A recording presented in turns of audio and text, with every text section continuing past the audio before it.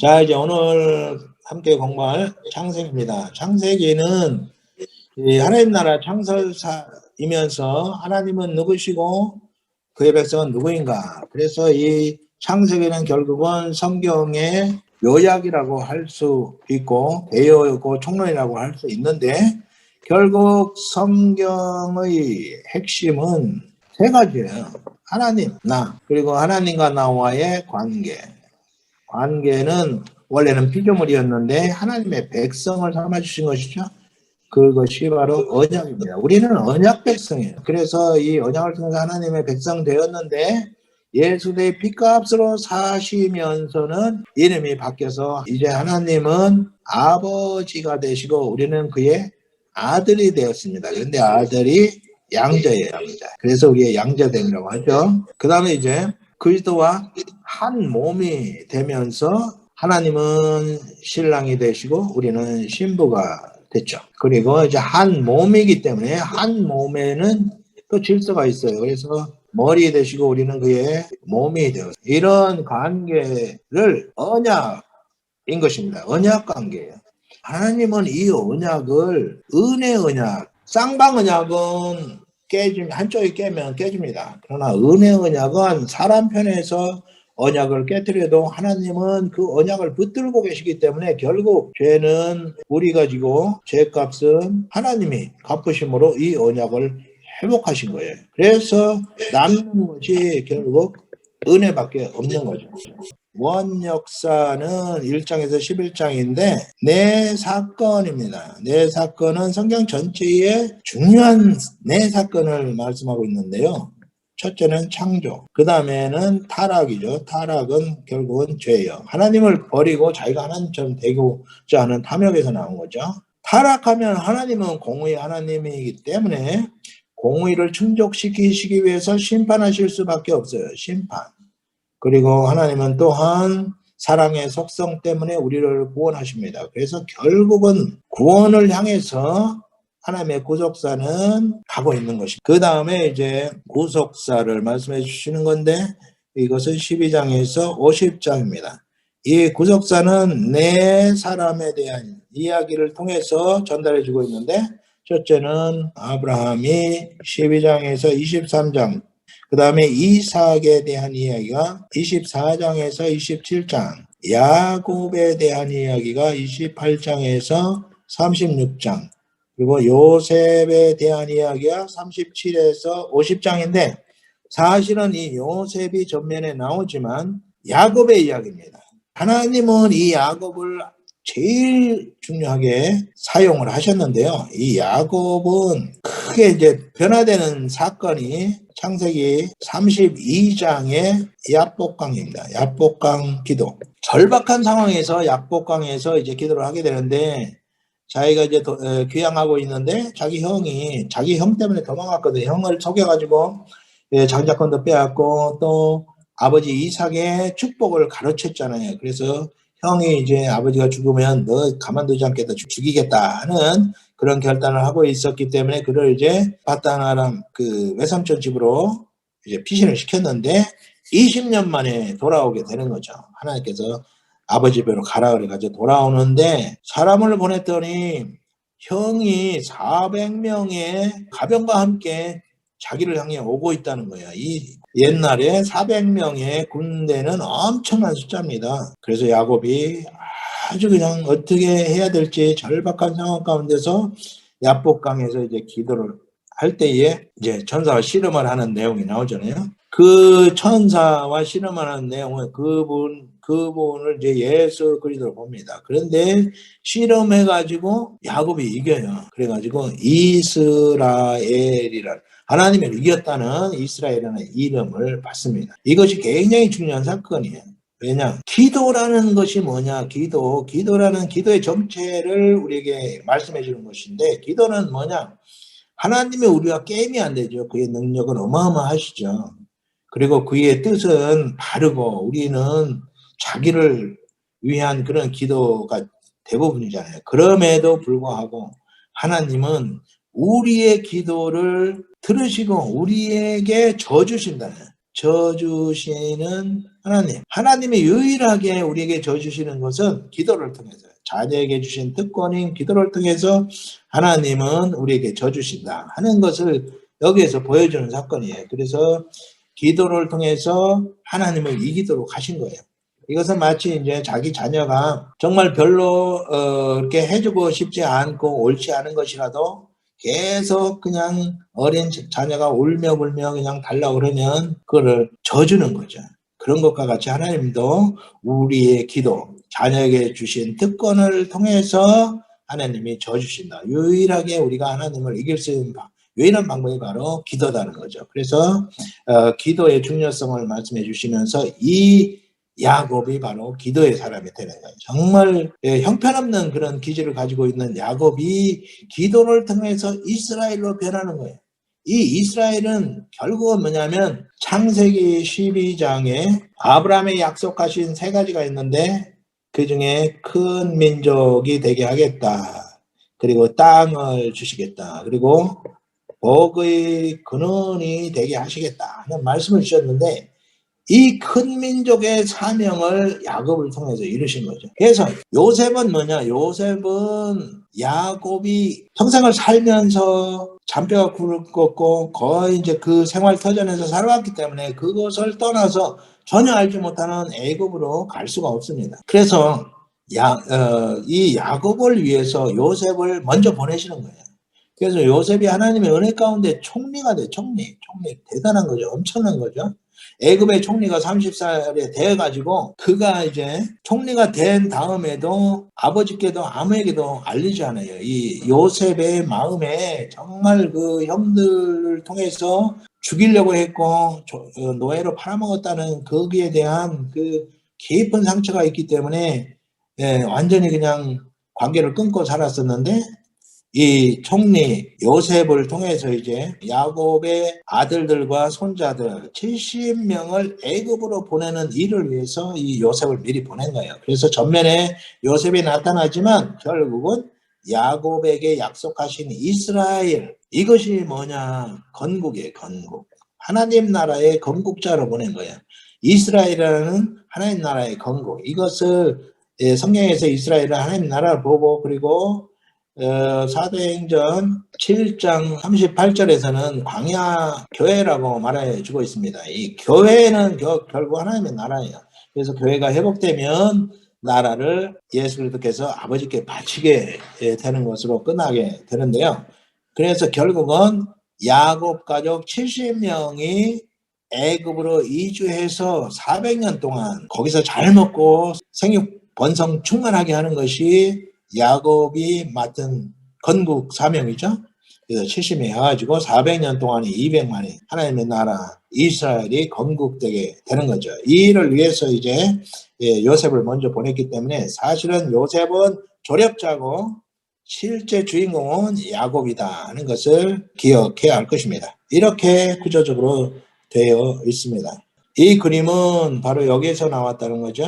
여기 보면 이제 에덴 동산이 있어요. 지금 현재는 이곳을 에덴 동산이라고 보는 학자들이 많이 있습니다. 왜냐하면 여기에서 티그리스 강이 흐르고 유브라데스 강이 이렇게 흘러가지고 다시 이제 만나게 되는데 에덴 동산에서 4강 중에 유브라데스와 티그리스 강이 여기서 발원하기 때문에 이곳을 에덴 동산으로 보고 있습니다. 그래서 이곳에 1장에서 11장 원역사를 여기에 담았고요. 12장에 보면 하늘에서 아브라함이 가나안 땅으로 오죠. 여기서 여기까지는 약 1000km 정도 떨어져 있습니다. 그리고 이 갈대아 우르 땅에서는 이 하란까지 약 1400km 정도가 떨어져 있어요. 이 갈대아 우르에서 데라와 함께 그리고 롯과 함께 이곳으로 이주해서 데라가 하란에서 죽고 이제 아브라함이 이곳으로 이주했다가 기근 때문에 애굽까지 가죠. 애굽까지는 약 700km 정도 떨어져 있습니다. 애굽에 갔다가 돌아오는데 이것을 출애굽 사건의 예시로 보고 있습니다. 그리고 모세 오경의 현장을 보면 이게 모세 오경의 현장입니다. 모세 오경의 현장을 한눈에 볼 수 있도록 해놓은 거예요. 이것이 창세기죠. 창세기 이렇게 창세기. 그 다음에 출애굽기는 창세기에서 400년이 흐른 후 200만의 이스라엘이 형성되기 때문에 국가가 건국되었기 때문에 이제는 하나님께서 약속하신 가나안 땅으로 가게 되는데 첫 번째 출애굽기의 종착지는 시내산입니다. 시내산에서 이제 율법을 받고 성막을 건축하게 되죠.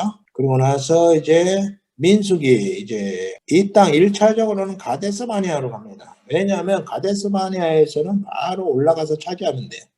그래서 이 시내산에서 말씀해 주시기를 너희는 올라가서 차지하라 그렇게 말씀했는데 우리가 하나님의 일을 볼 때에 잔머리 너무 쓰면 실패합니다. 이스라엘 백성들이 이 땅이 어떻게 생겼는지도 모르고 어느 길로 가야 될지도 모르고 그 땅 차지해야 되는데 그 성이 높은지 어떤지 우리가 일단 가서 정탐을 좀 해봐야 되지 않느냐 해가지고 정탐꾼을 보내죠.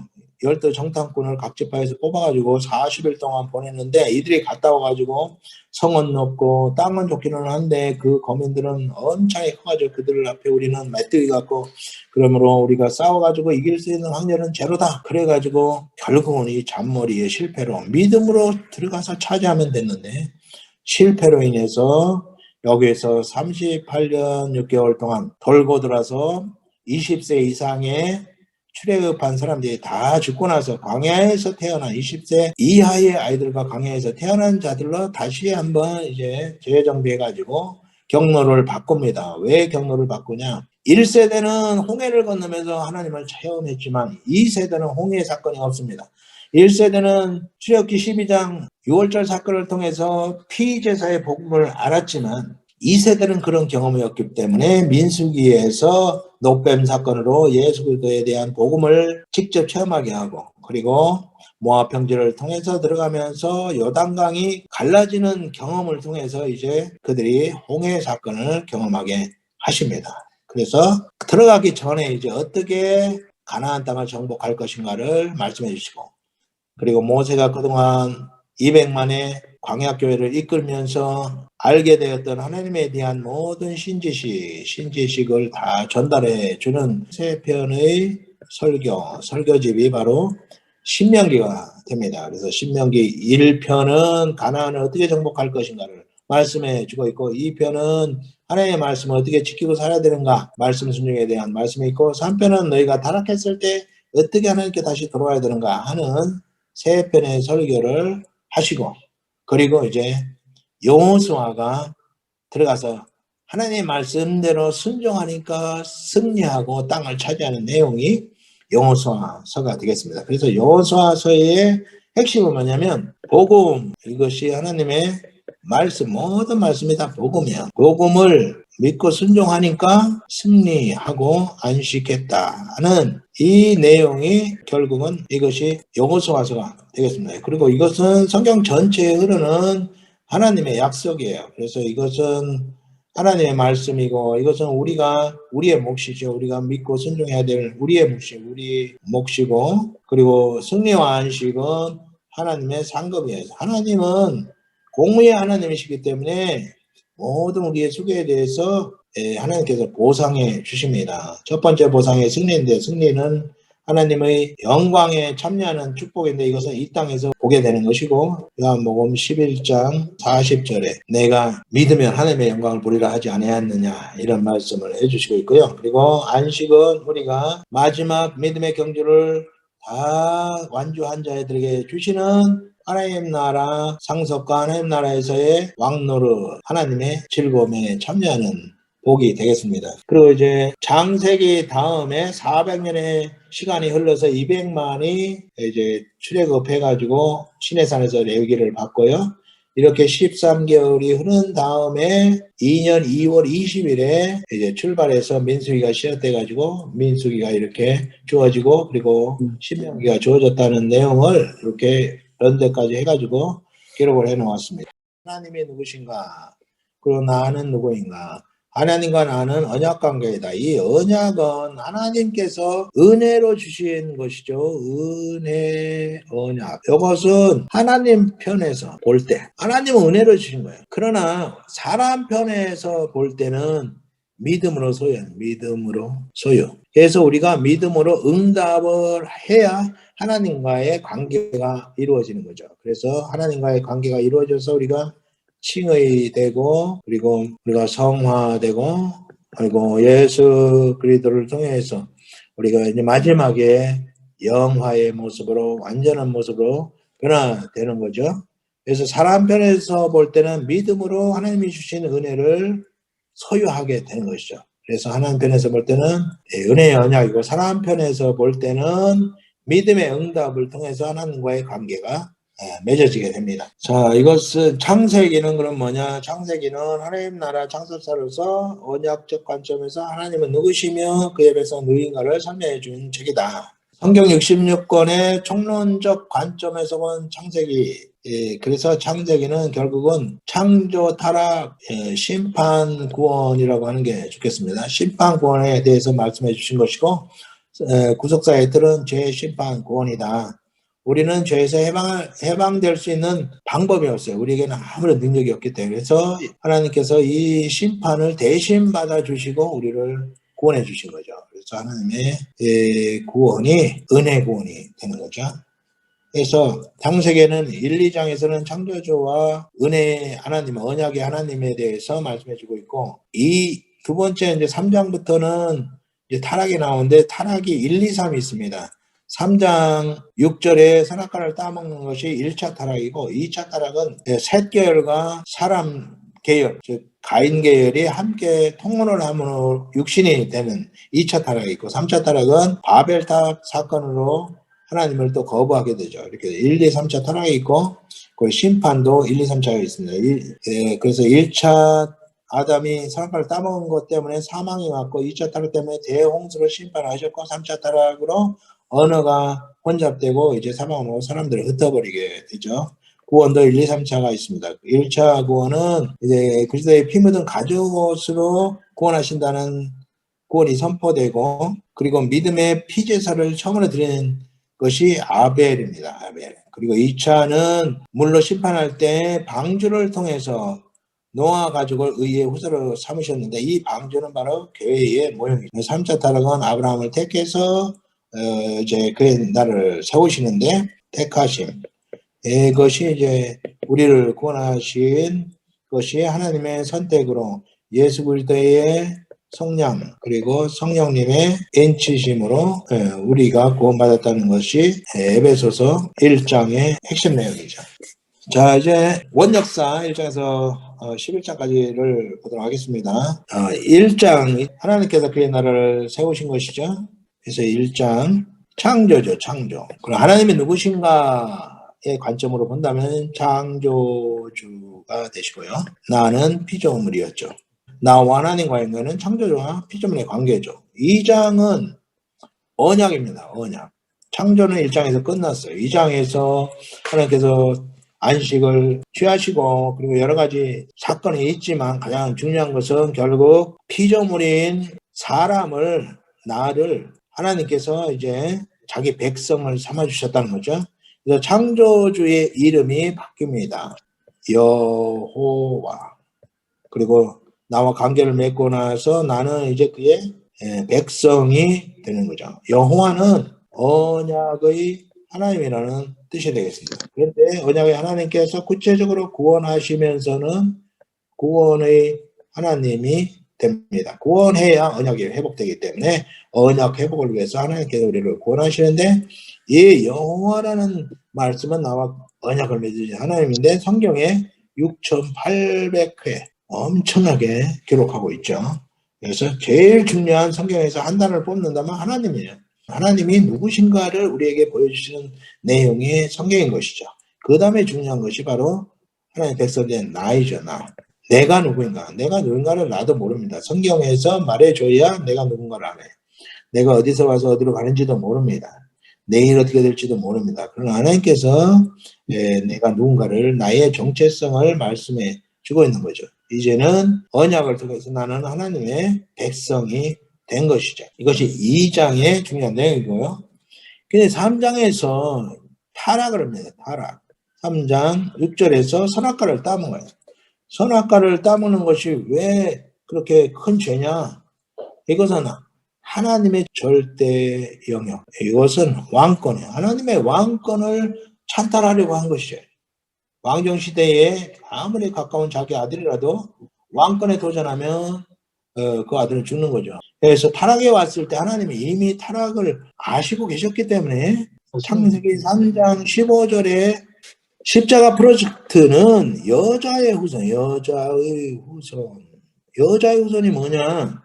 남자의 후손, 아담의 후손은 아담과 함께 죽음이 다 선포되었기 때문에 여자의 후손으로 오셔야 됐어요. 그래서 예수 그리스도께서 여자의 후손으로 오셨다고 갈라디아서 4장에서 말씀해 주고 있습니다. 그래서 여자의 후손으로 오신 예수 그리스도께서 뭐를 하실 것이나 마귀, 사탄, 마귀의 일을 멸하러 오셨다고 요한 1서 3장에서 말씀해 주고 있는데요. 여자의 후손으로 오신 예수 그리스도 구속주죠.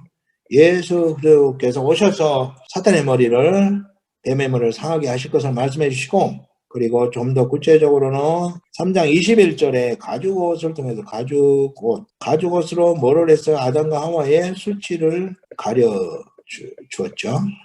수치를 가려주는 이 가죽옷은 뭐냐? 가죽옷이 나오려면, 가죽이 나오기 위해서는 짐승의 피 흘림이 있는 거죠. 그래서 짐승이 피 흘려 죽음으로 이제 수치를 가려주는 그런 그림자적 예수 그리스도의 십자가를 통한 십자가 복음을 아주 희미하지만 그림자적으로 이렇게 보여주신 사건입니다. 그래서 이 짐승은 뭐냐면 대체제물이에요. 대체제물. 그래서 피 없이는 제사함이 없죠. 그래서 구약에서는 짐승피로 임시적으로 제사함의 역할을 했습니다. 그러나 이 대체제물은 실체제물을 지시하는 거죠. 실체 제물이고 짐승피가 아닌 예수 그리스도의 피로 용서하실 것을 이렇게 보여주신 것입니다. 그래서 4장에서는 이제 아벨 제사와 가인 제사를 통해서 아벨 제사는 하나님께서 연락을 하시고 가인의 제사를 연락하지 않으셨다 하는 말씀을 하시는데, 이것은 뭐냐면 아벨이 피제사를, 어린 양을 잡아서 피제사를 드린 것이 이 피가 중요한 것이냐, 양을 잡은 것이 중요한 것이냐, 그게 아니고 히브리서 11장 4절에서 그 설명을 해주고 있습니다. 믿음으로 아벨은 가인보다 더 나은 제사를 하나님께 드림으로 의로운 자라 하시는 증거를 얻었으니, 그래서 이 아벨은 최초의 이신칭의 모델로 제시를 해주신 것이고, 가인은 정성을 다했어요. 그는 농사짓는 자이기 때문에 곡물 제사를 드렸어요. 그래서 곡물 제사가 피가 없기 때문에 아니냐? 아니고, 곡물 제사가 중요한 것이 아니라 믿음으로 드린 제사가 아니라 자기 의로 드린 제사. 이것이 세상에 있는 모든 우상 종교의 형태입니다. 그래서 이 우상 종교의 모델을 제시하고 있는 거예요. 아벨과 가인이 형이고 동생이고 다른 형제들이 없었느냐? 아니에요. 가인이 아벨을 죽인 것 때문에 이제 사람들이 나를 죽일 거다. 그럴 때 하나님께서 그에게 죽이지 않도록 표를 줍니다. 그 얘기는 뭐냐면 아담의 아들, 딸들이 이 당시에 아벨, 가인보다 훨씬 다른 그 형들 굉장히 많이 있었다는 얘기가 되는 거죠. 그러면 왜 아벨과 가인의 제사를 소개하고 있느냐? 그것은 바로 믿음 제사에 대한 것을 보여주는 것이죠. 이것은 어디에 근거해서 아벨의 제사를 드렸느냐? 그것은 창세기 3장 15절과 21절에 말씀하신 이 피제사를 믿음으로 바라보고, 그 당시에는 고기를 먹지 않기 때문에 짐승을 죽이는 일이 없는데 어린 양을 잡아가지고 피제사를 드렸다는 것이죠. 그래서 이것이 믿음의 제사가 되고 이신칭의의 시조가 되는 것이죠. 그 다음에 5장에는 아벨이 가인에 의해서 죽음으로 인해서 셋이 등장합니다. 셋은 대신한 자라는 뜻이에요. 그래서 아벨을 대신해서 하나님께서 셋을 주시고 셋의 계열을 통해서 하나님을 섬기게 하셨습니다. 그래서 노아의 7대 손이 에녹이죠. 에녹. 그리고 10대 손이 노아. 이렇게 10대 손까지를 하나님을 섬기는 자들을 소개해 주고 있습니다. 이것은 셋의 계열이죠. 가인의 계열은 이미 하나님을 거부하고 세상으로 떠났고요. 그런데 6장에서는 2차 타락인데요. 2차 타락은 뭐냐? 이 셋 계열의 하나님의 아들들이라고 표현했는데 셋 계열의 하나님을 섬기는 자들이 가인 계열, 셋과 가인 계열이 통문을 하는 게 통문.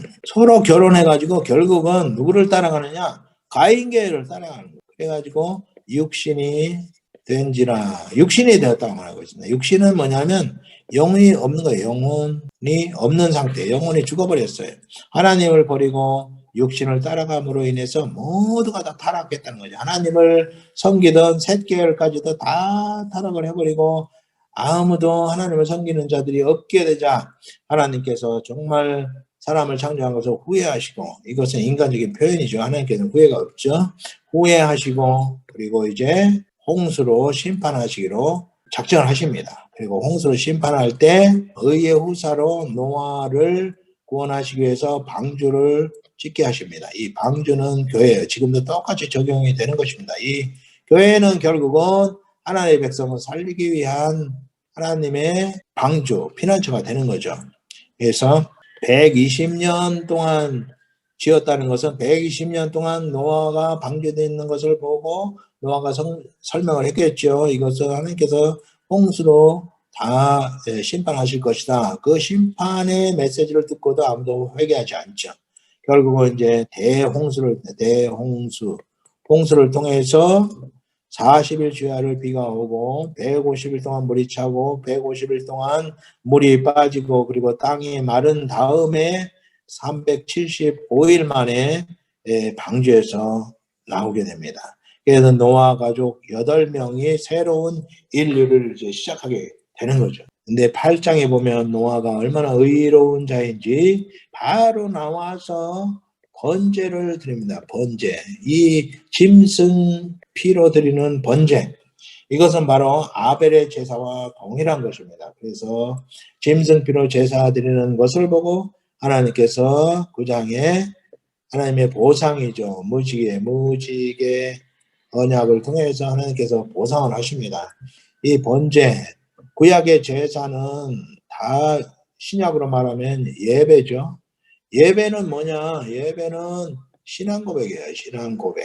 그래서 신앙 고백을 통해서 하나님과 교제를 하는 거죠. 이 신앙 고백이 굉장히 중요합니다. 우리가 신앙 고백으로 하나님의 자녀가 된 것이죠. 그래서 믿음은 신앙 고백을 통해서 주어집니다. 믿음의 3요소가 있는데 첫째는 복음입니다. 복음 선포가 있어야 믿음이 생성되게 되는 거죠. 복음 없이 나온 믿음은 가짜입니다. 그것은 다 우상을 향한 믿음이기 때문에 그것은 구원의 믿음이 아니죠. 복음에 근거해야 됩니다. 두 번째 중요한 것은 복음을 듣고 응답하는 신앙 고백입니다. 믿음 고백이 있어야 돼요. 그런데 믿음이 성숙해야 됩니다. 믿음 성숙을 위해서 뭐가 필요하냐? 계속적인 믿음 고백이 있어야 되는 것이죠. 계속적인 믿음 고백을 위해서 우리가 예배를 드리는 것입니다. 그래서 예배를 통해서 하나님 앞에 나가고 하나님의 얼굴을 배우고 하나님과 깊은 입맞춤의 교제를 하고 그리고 하나님의 입으로 나오는 생명의 말씀을 듣고 그 말씀이 우리 삶을 인도하도록 우리 삶의 통치의 역할을 하도록 하나님의 말씀이 우리를 다스리도록 하는 것이죠. 그래서 이제 이 땅에 임한 하나님의 나라를 우리가 체험하게 되는 것입니다. 이 땅에서 정말 하나님의 나라를 체험하지 못한다면 하나님의 나라를 소유하지 못한다면 죽은 후에는 기회가 없다는 것이 계시를 통해서 주시는 경고의 말씀입니다. 10장에서는 이제 노아 족보가 나오죠. 노아의 족보가 나오는데 이 성경에서 족보는 이 성경이 하나님께서 구속사를 이끌어 가시는 역사라는 것을 보여주는 것이에요. 그래서 유일한 역사적 종교가 기독교입니다. 다른 것들은 다 사람이 고안해냈기 때문에 역사가 없습니다. 그러나 기독교는 시작부터 끝까지 다 이 구속사예요. 그래서 역사적 종교라는 점을 잊어버리면 안 될 내용이죠. 근데 11장은 다시 타락을 하게 됩니다. 그것이 바벨탑이죠. 바벨탑을 쌓아서 우리가 저 하늘까지 하나님의 교회까지 이르러서 우리의 명예를 높이자. 이것은 다시 하나님을 거부하는 행위였습니다. 거부 행위. 그래서 하나님 왕 되심을 거부하고 내가 왕이 되겠다. 하나님의 영광을 자기 것으로 취하는 것이죠. 하나님의 영광을 훼손하고 하나님의 영광을 차지하려고 하는 그러한 행위가 일어났습니다. 하나님께 드려야 될 영광을 차지하다가 사도행전에 보면 사도행전 12장에 헤롯이 충이 먹어 죽었죠. 그래서 영광은 오직 하나님께만 돌려야 되는 하나님의 절대 영역입니다. 이렇게 해서 이제 원역사가 끝나고 셈 족속을 통해서 아브라함이 이제 등장하면서 네 사람의 이야기가 12장부터 50장까지 이어지게 됩니다. 두 번째 코스 하도록 하겠습니다. 두 번째 여행은 아브라함의 인생 여정을 한번 가보도록 하겠습니다. 12장에서 23장까지인데요. 갈대아 우르에서 시작해가지고 하란, 세겜, 베델, 애굽, 베델, 헤브론, 그랄, 브엘세바, 살렘은 예루살렘입니다. 모리아산, 브엘세바, 헤브론에 장사되기까지의 여정을 그려본 것입니다. 우르에서 시작해가지고 하란까지 약 1400km를 갔죠. 그리고 이제 데라가 죽은 후에 약속의 땅 가나안으로 오는데 1000km 떨어져 있습니다. 기근 때문에 애굽으로 피신을 갔다가 700km 떨어진 곳이죠. 그리고 다시 돌아와서 헤브론에서 주로 있었습니다. 이것은 약속의 땅이죠. 아브라함은 하란에서 이제 하나님의 약속을 받고 그때가 75세였어요. 75세에 1000km 떨어진 가나안으로 오게 되죠.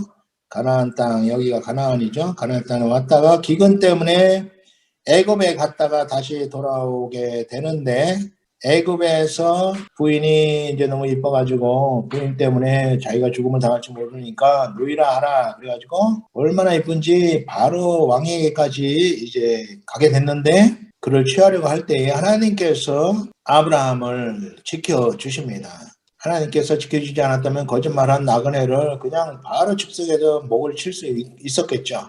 그런데 당당하게 하나님의 은혜로 바로왕을 축복하고 그리고 큰 물질을 얻어가지고 종까지 얻어가지고 그 종 중에 하나가 이스마엘을 낳은 하간. 그래갖고 돌아옵니다. 돌아와가지고 이제 이곳에서 정착하며 롯과 헤어지고 또 하나님과 그 얽히고 설킨 이야기 아브라함의 인생 여정을 보여주고 있습니다. 자, 12장은 아브라함이 받은 아주 중요한 것이 아브라함 언약이죠. 언약. 아브라함에게 주신 언약. 이제는 언약의 하나님께서 아브라함을 통해서 구체적으로 이루실 일을 미리 보여주셨는데 첫째는 큰 민족이죠. 두 번째는 땅. 세 번째는 복의 근원. 이 세 가지 큰 축복을 약속해 주셨는데 그 민족은 아브라함의 씨가 어마어마하게 하늘의 별처럼 바다의 모래처럼 들의 티끌처럼 많아질 것을 약속해 주셨죠. 이것은 아브라함의 영적 자녀, 우리가 다 아브라함의 자녀라고 갈라디아서 4장 7절에서 말씀해 주고 있죠. 그래서 예수 그리스도를 통해서 이루실 것을 보여주신 것이고요. 땅 가나안은 가나안 구체적으로는 애굽 시내에서부터 이 위에 유브라데까지를 다 주시겠다 이렇게 말씀을 했는데 이것 역시 가나안은 하나님 나라를 예표하죠. 그런데 그 하나님 나라는 지금 현재 안 이루어졌느냐? 이 가나안은 바로 예수 그리스도가 가나안입니다. 그래서 하나님 나라는 예수 그리스도께서 요한복음 19장 30절이 굉장히 중요한 말씀인데요. 테텔레스타이 이것이 아주 중요한 말씀인데 테텔레스타이라는 말은 첫 번째 한국말은 다 이루었다. 이 말씀이 성경에서 딱 한 장을 꼽는다면 하나님께서 주신 최고의 선물이 바로 테텔레스타이. 요한복음 19장 3절이라고 말할 수 있습니다. 이것은 무죄 선언이에요. 무죄 선언. 법정에서 판사가 테텔레스타이 그럼 너는 무죄하다 하는 선언이에요. 하나님께서 예수를 통해서 우리의 죄값을 받으시고 그리고 우리를 향해서 선언해 주신 말씀이 바로 테텔레스타이. 너희는 이제 무죄다. 예수를 믿음으로 우리의 모든 죄가 제거되고 우리에게 무죄 선언을 해주심으로 인해서 칭의를 받게 된 거죠. 두 번째, 이 말은 이제 상업적인 용어로서 빚을 졌을 때에 그 빚을 갚으면 계약서를 찢어버리면서 테텔리스타, 그러면 이제는 빚이 없다는 뜻이야. 그래서 우리의 갚아야 될 빚을 예수님께서 대신 갚아주심으로 인해서 속량이란 말은 빚을 지불하고 해방했다는 뜻입니다. 예수님께서 죄값을 지불하고 우리를 해방시켜 주신 내용이 되겠습니다. 세 번째는 성전에 쓰는 용어로서 제사장이 그 속죄 제물을 가져왔을 때 제물을 살펴보고 테텔레스타이 그러면 흠이 없다는 뜻이에요. 그래서 예수 그리스도께서 흠없는 속죄 제물이 되어서 그의 몸으로 속죄 제사를 완성하신 것을 포함하고 있습니다. 그래서 테텔레스타이라는 말은 우리에게 주신 하나님의 최고의 선물이라고 할 수 있고 이것으로 구원이 완료되었음을 선포해 주고 있는 말씀입니다. 그래서 예수님께서 우리의 죄를 제거하시고 예수께서 우리를 통치하심으로 인해서 이 땅에 이미 임한 하나님 나라를 우리가 살게 되는데 그것은 통치 영역입니다. 그래서 이 땅에서 누리는 하나님의 나라는 우리 마음의 임이죠. 마음에. 그리고 세 번째 복의 근원은 우리를 통해서 모든 자들이 다 복을 누리게 되는데 하나님의 최고의 복, 구원의 복을 우리를 통해서 흘려가게 했습니다. 그래서 우리가 그 복을 흘려보내는 유통하는 그런 사명을 받고 이 땅에 파송을 받은 것입니다. 하나님께서 우리를 이 땅에 하나님의 나라를 세우는 그런 하나님의 일꾼으로 파송을 하셨고 그리고 이제 사명이 다 끝나는 날 우리의 본향으로 돌아가게 되죠. 그래서 이 땅은 뭐냐? 우리의 출장소. 우리는 이 땅에 지금 임시로 일을 위해서 출장을 나온 것이고 이제 우리의 본향으로 다시 돌아가게 되는 것이죠. 그래서 구약의 족장들이 이러한 믿음을 가지고 천국의 본향으로 하늘 도성을 바라보며 이 땅에서 나그네로 살았습니다. 이 세 가지 복을 아브라함에게 약속하셨고요. 그리고 아브라함이 이제 이 땅으로 가게 되죠. 그래서 갔다가 13장에서는 12장에서 바로에게 큰 물질을 받았기 때문에 이제 그 조카 롯과 함께 살기가 너무 어려워가지고 이제 서로 분가를 하게 돼. 롯이 분가를 해서 롯은 여기 소돔 땅으로 옮기게 되고 아브라함도 여기에서 이제 헤브론으로 이동을 하게 됩니다. 이때 13장에서 이제 이 아브라함 언약을 다시 이제 재확인을 시켜줌으로 이 땅을 너와 내 후손에게 주겠다. 그리고 너희의 후손이 티끌처럼 많게 하시겠다는 티끌 언약을 선포해 주십니다. 14장에서는 롯이 이 북쪽에서 온 연합국에게 이제 끌려가게 됩니다. 온 식구들이. 그래서 이 헤브론에 있던 아브라함이 그 소식을 듣고 가병 318명을 데리고 쫓아가가지고 다시 뺏어서 돌아올 때에 살레망 멜기세덱이 아브라함에게 포도주와 떡을 주고 그리고 축복을 합니다. 이 멜기세덱은 바로 대제사장이신 예수 그리스도의 모형이고 예표죠. 15장은 아주 중요한 언약을 하는데 그것이 횃불 언약. 이 횃불 언약을 할 때에 하나님께서 너의 씨로 상속자를 삼겠다 하는 말씀을 하셨을 때 아브라함이 그 말씀을 믿으니 그것을 의로 여기셨다고 하는 말씀이 15장 6절인데 이 말씀이 굉장히 중요합니다.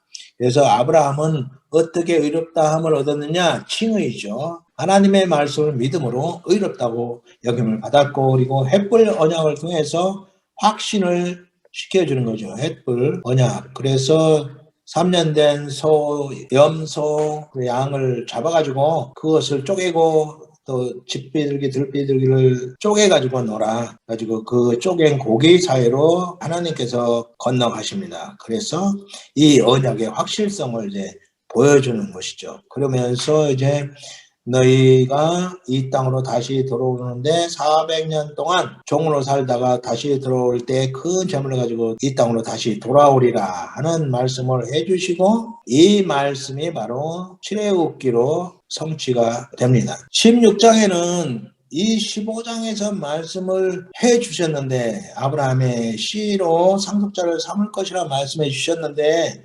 10년을 기다렸는데 자식이 없는 거예요. 그래서 16장에서는 애굽에서 데려온 하갈을 통해서 이제 씨를 받아야 되겠다. 그렇게 이제 사례가 말해줌으로 인해서 하갈을 통해서 이스마엘을 얻습니다. 그런데 이스마엘은 육으로 난 자이죠. 그래서 이것은 바로 율법의 상징이 됩니다. 17장에서는 이 다 헤브론에서 일어난 사건들이에요. 헤브론.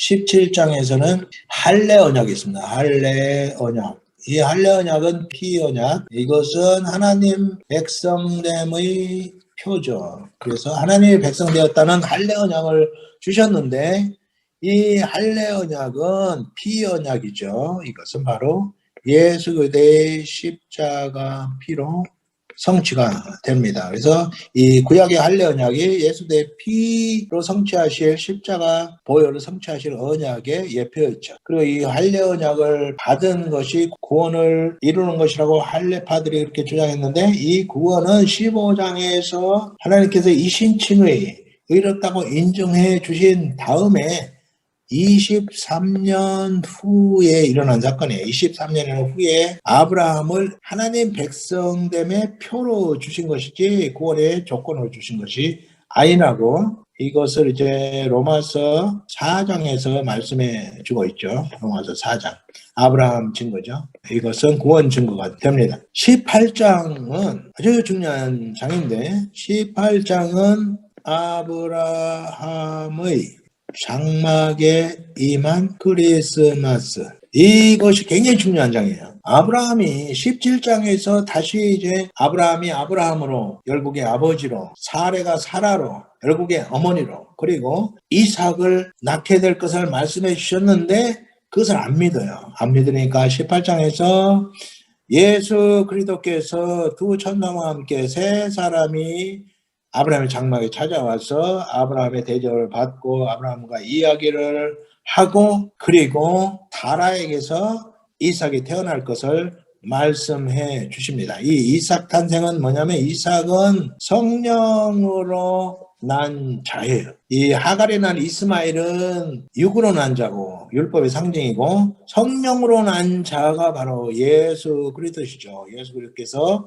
성령으로 잉태되어 여자의 후손으로 오신 것이죠. 그래서 성령으로 난 자 이삭은 바로 예수 그리스도의 예표가 되고 그리고 22장 미리 22장을 보면 22장에서 이삭 번제를 드리죠. 이삭 번제는 바로 예수 그리스도께서 십자가에서 속죄제사로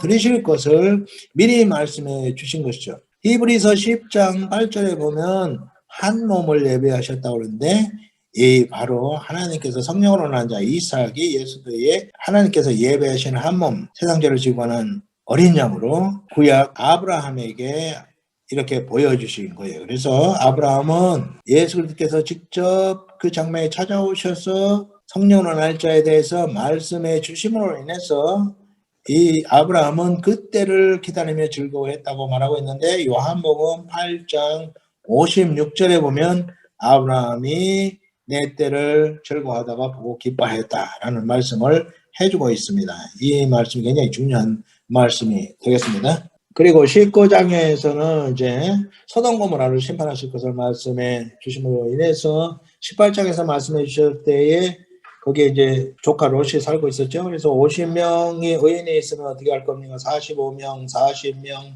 30명, 20명, 10명 이렇게 해가지고 결국은 의인 10명이 있으면 멸망시키지 않겠다 그랬는데 결국은 의인 10명이 없어서 19장에서 소돔과 고모라가 멸망하는 내용이 나오고 있습니다. 20장에서는 12장에서 애굽에 가가지고 사라를 자기 누이라고 속여가지고 아브라함이 수치를 보였는데 20장에서는 이제 블레셋 땅 그랄에 가가지고 아비멜렉 왕에게 또한 똑같은 수치를 보입니다. 사실 이제 기근을 피해서 온 아브라함이 이런 수치를 보였을 때 그랄 왕이 그를 죽일 수도 있겠죠. 그런데 하나님께서 또 다시 하나님의 백성, 언약의 백성을 보호하십니다. 여기에서 중요한 것은 뭐냐면 하나님은 그의 백성을 인도하시고 보호하시고 필요를 공급하시고 그리고 항상 눈동자같이 감찰하시는 하나님이시다 하는 것을 볼 수가 있습니다.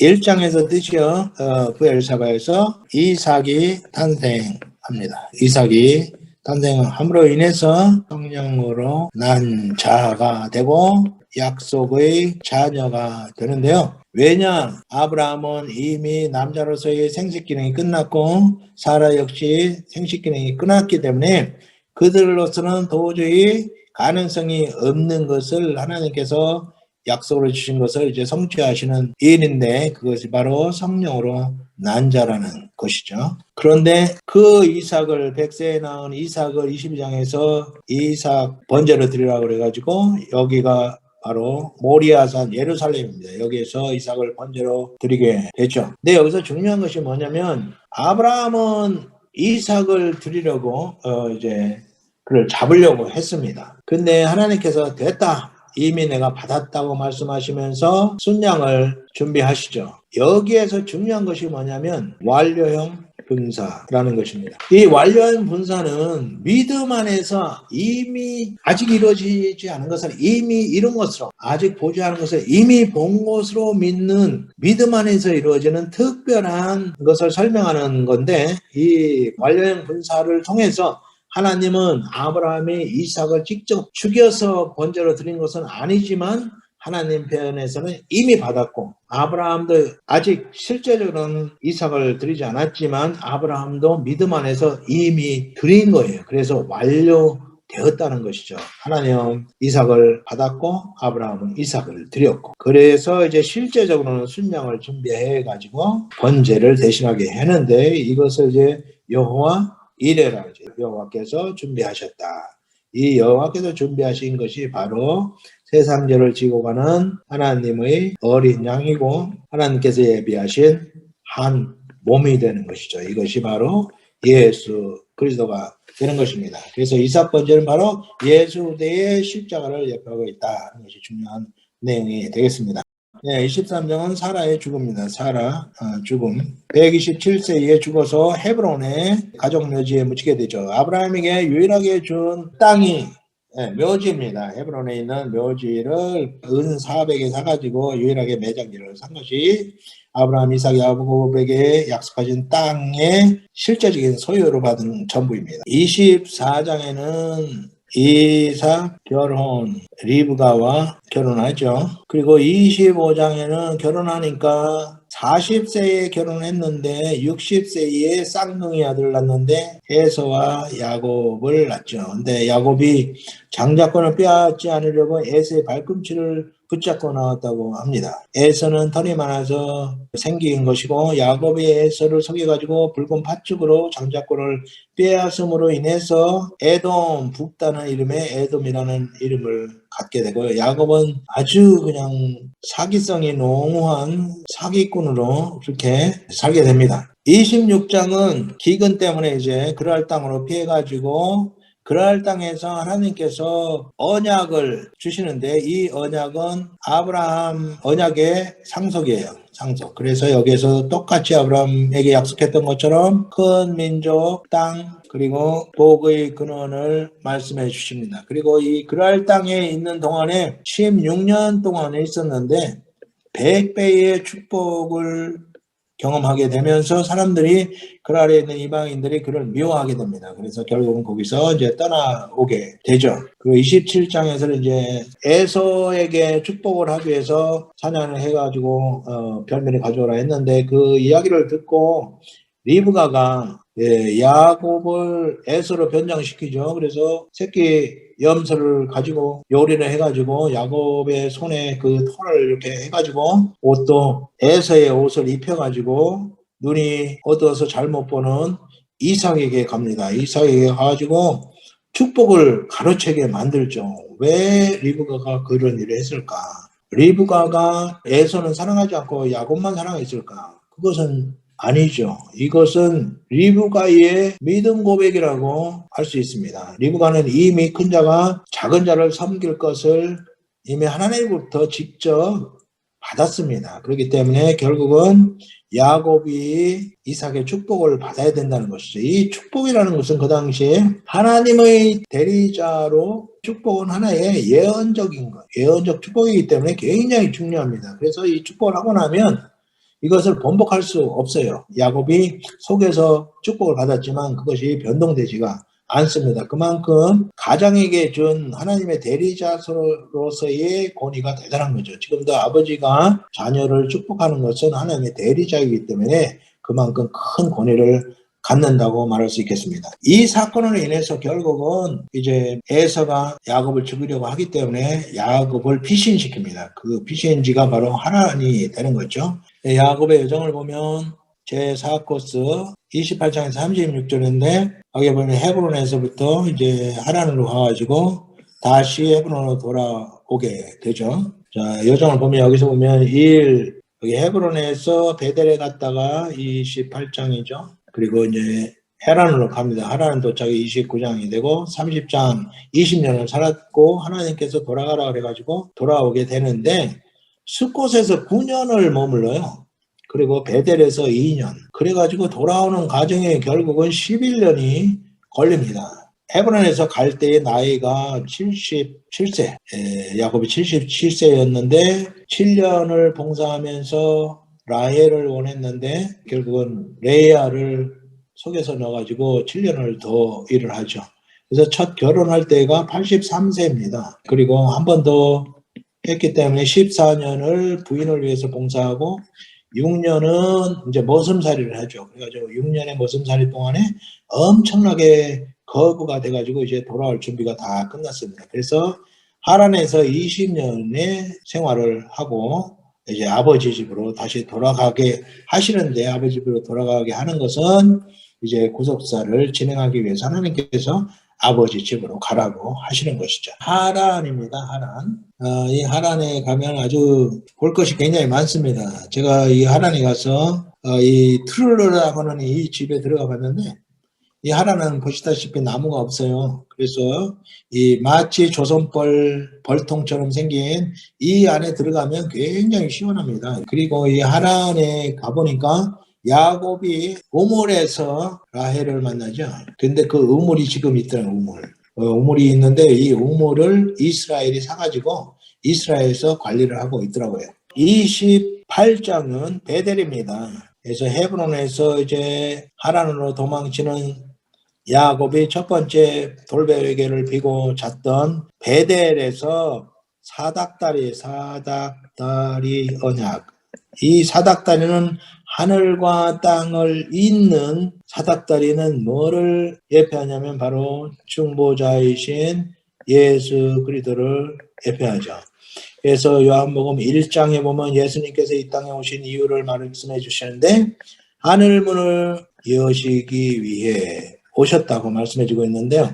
죄 때문에 하늘문이 꽉 닫혔습니다. 그래서 우리가 하나님의 얼굴을 배울 수 없었고 하나님의 은혜의 보좌 앞에 나갈 수 없었는데 이 하늘문을 여시기 위해서 예수께서 십자가에 달려 죽으심으로 하늘문을 상징하는 휘장이 찢어지고 그리고 하나님 앞으로 나아가는 새로운 살 길이 열리게 된 것이죠. 그것이 히브리서 10장 20절에 그래서 우리가 무시로 하나님 앞에 나아가서 하나님의 얼굴을 배웠고 하나님과 깊은 사랑의 교제를 나누고 하나님으로부터 생명의 은혜를 공급받고 그래서 이 땅에서 하나님 나라를 살 수 있도록 하시는 모든 은혜, 예배의 축복이 여기에 있는 것입니다. 그 사닥다리 그 환상을 통해서 하나님께서 야곱에게 말씀을 해주시는데 그 말씀이 첫 번째 아브라함이 받았고 이삭이 받았고 또 야곱에게 전수된 것이 바로 큰 민족 그리고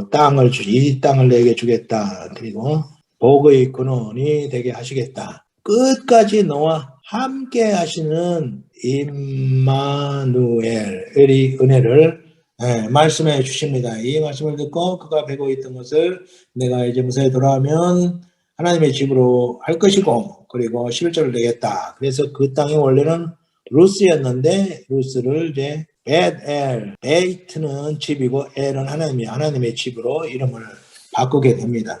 이렇게 해서 이제 하란에 갔을 때 29장에서 우물가에서 라헬을 만나게 되죠. 그래서 하란에 도착하고 30장에서는 14년의 결혼을 위한 봉사, 그 다음에 6년의 머슴살이를 통해서 큰 부자가 됩니다. 부를 소유하게 되고 31장에 나의 아버지 집으로 가라 그래가지고 이제 양털 깎는 날 몰래 나오죠. 그런데 여기서 이제 길라산에서 잡힙니다. 그때 하나님께서 그의 외삼촌의 마음을 움직여가지고 언약을 맺어가지고 여기서 이제 무사히 나오게 되죠. 그런데 야복강에서 이제 문제가 크게 된 것이 형이 어떻게 사냐고 보라고 보냈더니 형이 400명의 군사를 데리고 온다는 이야기를 듣고 크게 아직 겁을 먹고 이제 먼저는 약 550마리의 선물을 형에게 주기 위해서 먼저 보내고 그리고 덜 사랑하는 부인과 자식들 그 다음에 가장 사랑하는 라헬과 자식들을 이렇게 순서대로 하고 자기는 제일 뒤에 남아가지고 야복강 기도를 하게 되죠. 야복강 기도는 절박한 기도였습니다.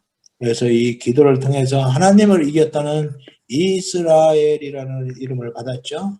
이스라엘은 하나님을 이겼다. 우리가 하나님을 이기는 유일한 방법이 바로 기도입니다. 기도를 통해서 하나님이 우리에게 저어주시는 것이죠. 그래서 이 기도는 하나님의 자녀 아니면 기도가 안 되죠. 하나님의 자녀에게 주신 특권 중에 특권입니다. 기도는 그래서 반드시 100% 하나님이 들으시고 그리고 하나님이 져주시기 때문에 100% 응답하신다는 거죠. 그럼에도 불구하고 기도하지 않는다는 것은 불신입니다. 하나님은 믿는 것이 의이고 불신이 악이고 죄입니다. 불신죄를 짓지 않기 위해서 사무엘은 내가 기도를 쉬는 죄를 짓지 않겠다고 말씀했죠. 그래서 우리의 영성은 기도와 말씀입니다. 그래서 예수님의 대행자로 세움받고 교회를 세웠던 교회 기도석을 세웠던 사도들은 말씀과 기도에 전무했다고 말씀해 주고 있습니다. 33장에서는 이제 형제가 형제 화해를 합니다. 그래서 사실 에서를 속이고 축복을 가르쳤기 때문에 얼마나 믿겠습니까?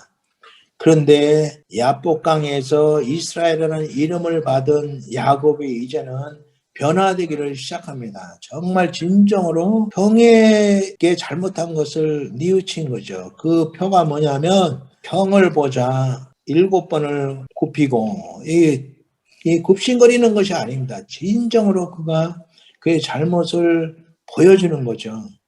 그 다음에는 형의 얼굴을 보니 하나님의 얼굴을 보는 것 같았다. 하나님의 얼굴, 이것이 하나님의 화해의 얼굴을 본 것이에요. 정말로.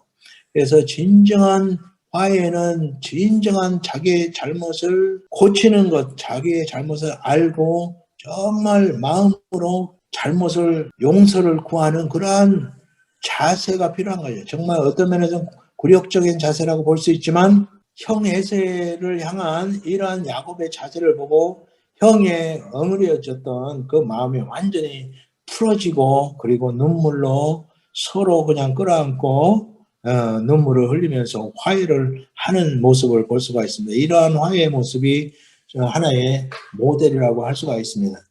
그 다음에 이제 스콧에서 세겜으로 와가지고 세겜에서 땅을 삽니다. 야곱이 그동안 땅 한 평 없이 떠들어 살았기 때문에 이제 내 장막을 좀 세워야 되겠다. 그래서 땅을 삽니다. 그런데 여기에서 디나 사건이 이제 이 디나 사건으로 인해서 결국은 시므온과 레위가 그 세겜 사람들을 속여가지고 할례 언약을 악용해가지고 그들을 죽입니다. 그래서 이곳에 더 이상 머물러 있을 수 없게 만드는 것이죠. 그래가지고 그때 이제 회개를 하는 것이죠. 이 야곱뿐 아니라 야곱의 온 가족은 예배 공동체였습니다. 이들이 다 하나님 앞에 회개를 하는 거예요. 왜냐? 이것은 베델의 28장에서 베델에서 약속한 약속을 잊고 세겜에 정착하려고 했던 것을 회개하면서 베델로 올라가자. 이것이 굉장한 결단을 보여주는 것이죠. 그래서 그들이 갖고 있는 이 우상과 관계된 은금, 귀걸이, 코걸이 이런 것들 다 이 세겜에서 청산해버리고 그리고 이제 베델로 향하게 되는 것이죠. 그래서 세겜은 하나님께서 원하신 곳이 아니라는 것이 아주 중요한 포인트입니다. 우리가 이 땅에 장막을 치고 살면서 하나님이 원하시는 곳에 장막을 쳐야지, 내가 원하는 곳에 내가 여기 살면 좋겠다 하는 곳에 장막을 치면 그것은 마치 야곱이 세겜에 장막을 치고 자리 잡으려고 하는 것과 같은 아주 어리석은 짓인 것이죠. 그래서 결국은 이제 베델로 가게 되죠. 그래서 베델에서 베델, 엘은 하나님을 말씀하고 베델도 마치 하나님의 집이죠. 하나님의 집을 여곳에 이제 장막을 치는 것이죠. 그래서 이 베델이라는 말은 예배자를 뜻합니다. 그래서 이곳에서 장막을 치고 하나님의 예배자로 사는 것이죠. 우리도 하나님 원하시는 곳에 장막을 치고 하나님을 예배하는 예배자로 사는 것이 아주 중요한 우리의 사명 중에 하나입니다. 그리고 35장에 아주 중요한 것이 있는데, 이 35장에서 하나님께서 이제 이 야곱에게 중요한 말씀을 해주고 있습니다. 야곱은 사실 이스라엘이라는 이름으로 바뀌어지기 전에는 정말 상정하기 별로 안 좋은 그런 자였을 것입니다.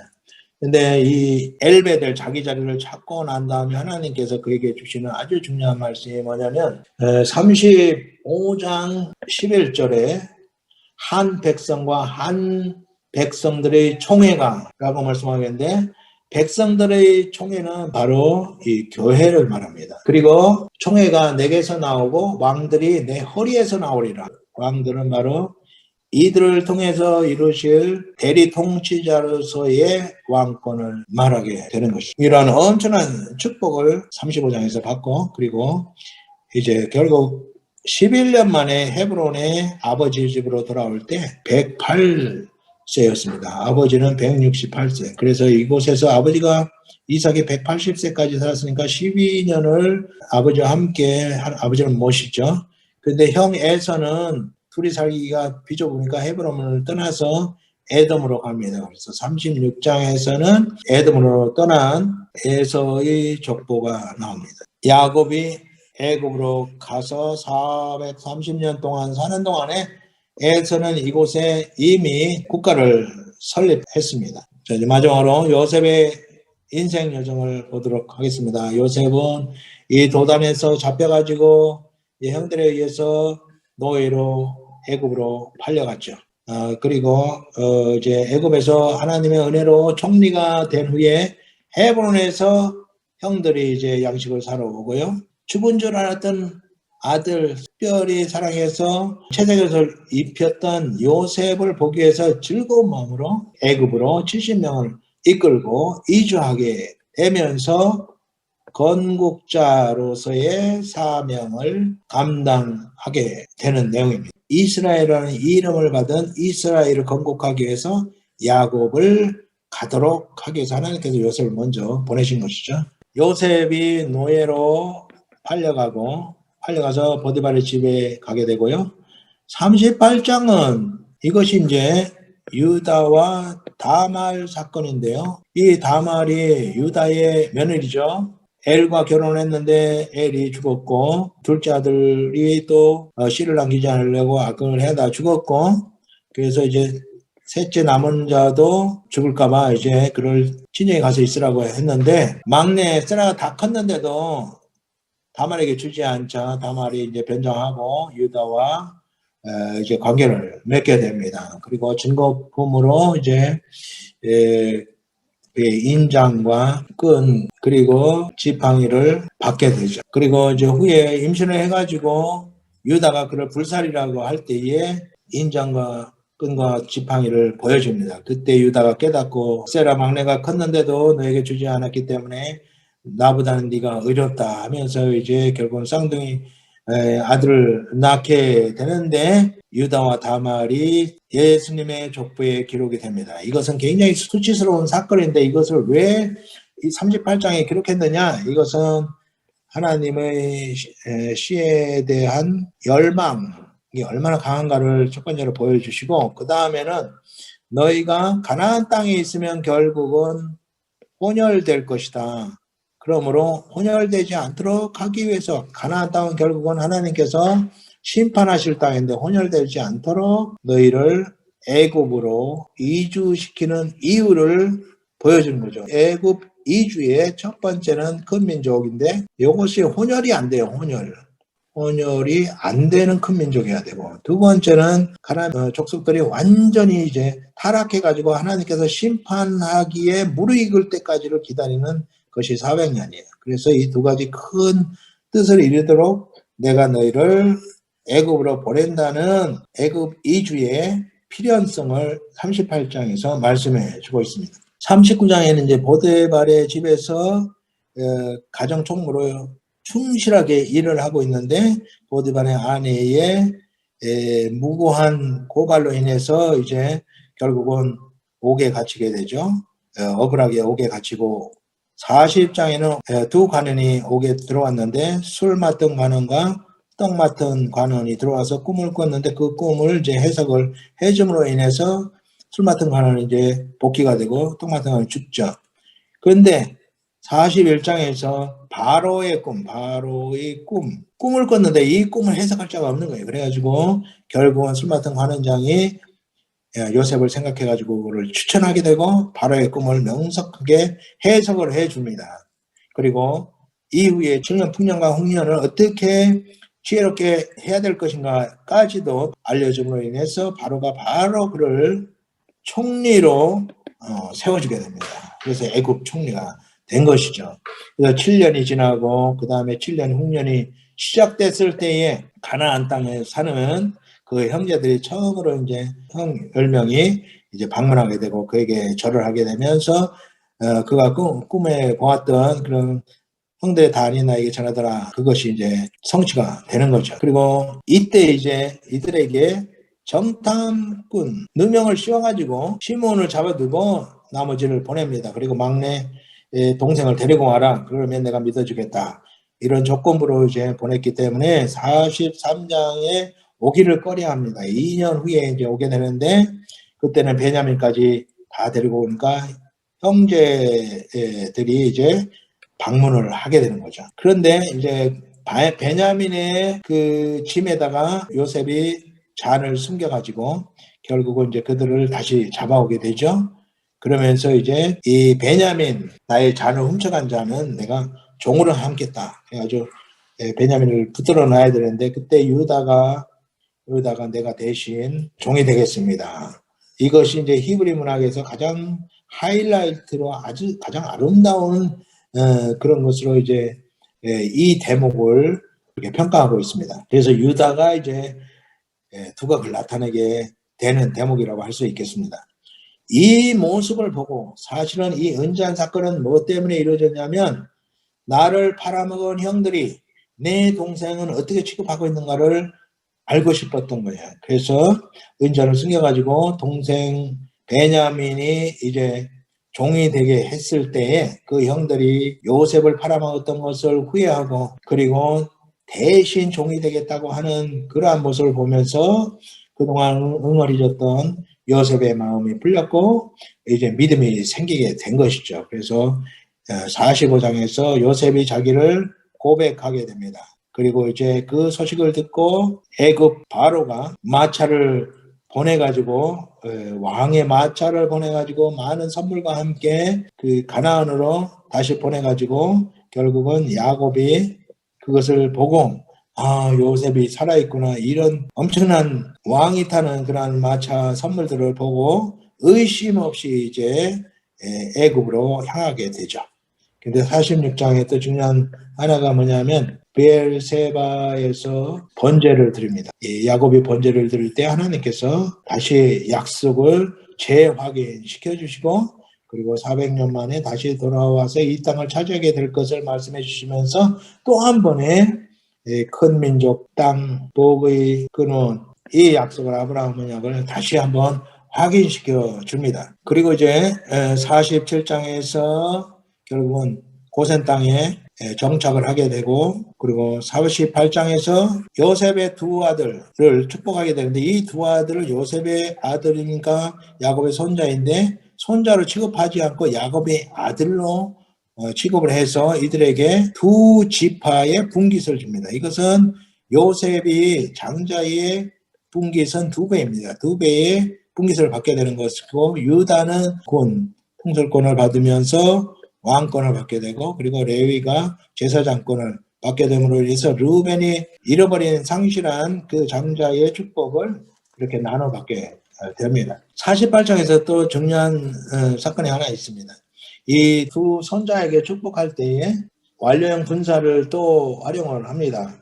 그래서 이것이 굉장히 중요한 내용이 되겠는데요. 48장 22절에 내가 내게 내 형제보다 세겜 땅을 더 주었나니 이는 내가 내 칼과 활로 아모리 족속의 손에서 빼앗은 것이니라. 야곱이 지금 야곱은 다 늙어가서 죽기 직전이에요. 아직 가나안 땅에 가지도 않았고 더구나 가나안 사람들하고 정복전쟁을 하지도 않았어요. 근데 여기에 보면 내가 칼과 활로 아모리 족속의 손에서 빼앗은 것이니라. 땅을 주면서 그렇게 표현을 하고 있습니다. 이것은 뭐냐면 바로 완료형 분사. 믿음으로 히브리서 11장 1절과 2절의 말씀 보지 못했지만 본 것으로 아직 이루지 못했지만 이룬 것으로 믿음의 안에서 이미 이룬 것입니다. 그래서 이제 땅을 분배를 해주는 것이죠. 이것이 완료형 분사 특별한 표현법입니다. 49장에서는 12 아들을 축복하게 되는데요.